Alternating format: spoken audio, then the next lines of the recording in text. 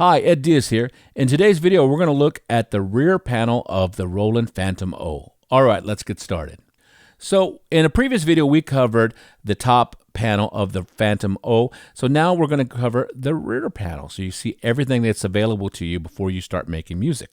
So I'm going to go from, I guess, left to right over here. And of course, right at the far end, we have our input for our power.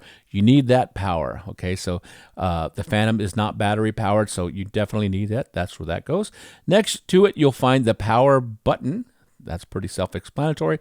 And now let's take a look at this one. We have a headphone jack right here, and it's a full 1/4-inch headphone jack, so you can go ahead and monitor everything that you're doing with the Phantom. If you don't want to disturb others, this is a great way to do it.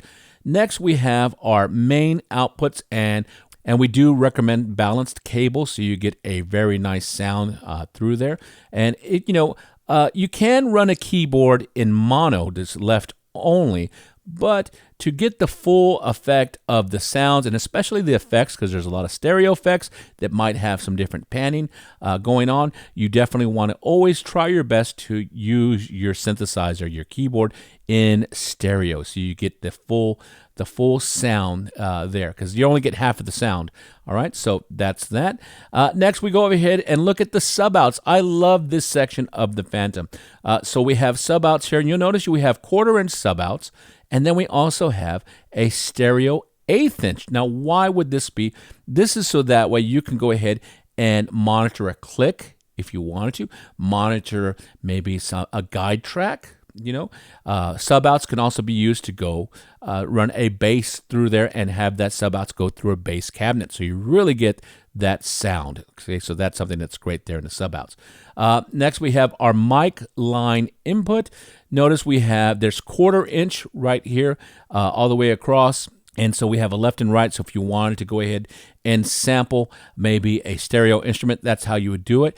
If you want to go ahead and utilize the vocoder that's inside the FANTOM-0, you would go ahead and get a mic transformer or a balanced XLR cable, and you can plug directly in there. And of course, the next knob is the gain or the level. You can adjust the gain for that mic right in here. So that's something that's good to know. Does the FANTOM-0 have phantom power? No, it does not have phantom, but the flagship Phantom does have phantom power. But the FANTOM-0 does not have phantom power, so you cannot use condenser microphones unless you have a separate power supply for that condenser microphone. All right, so dynamic microphones, 100% all day, but the FANTOM-0 does not have phantom power. Just want to make sure we understand that. Next, we have a memory port, and I already have memory in here. I already have a little memory port, little USB. Let me pull it out so you guys can see.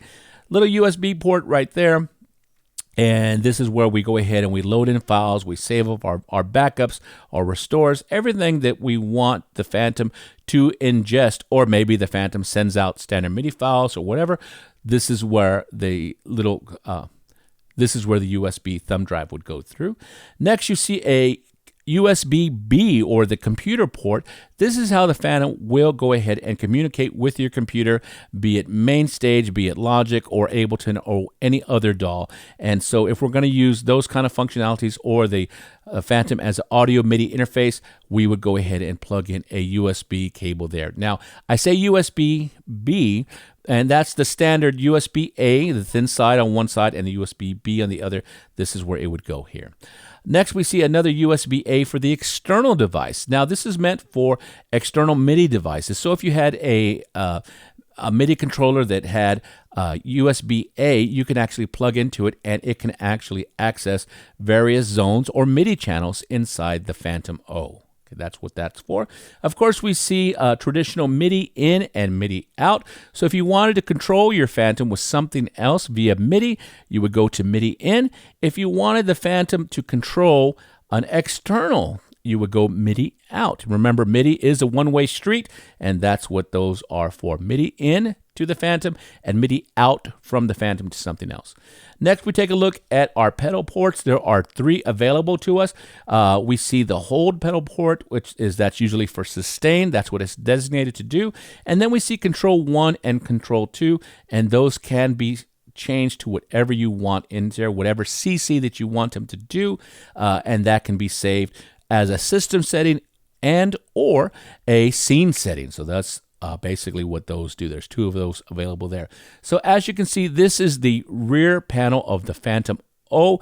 Hopefully you have a better understanding of it, and I hope this video helps you out. All right, you guys take care, and we'll talk to you later.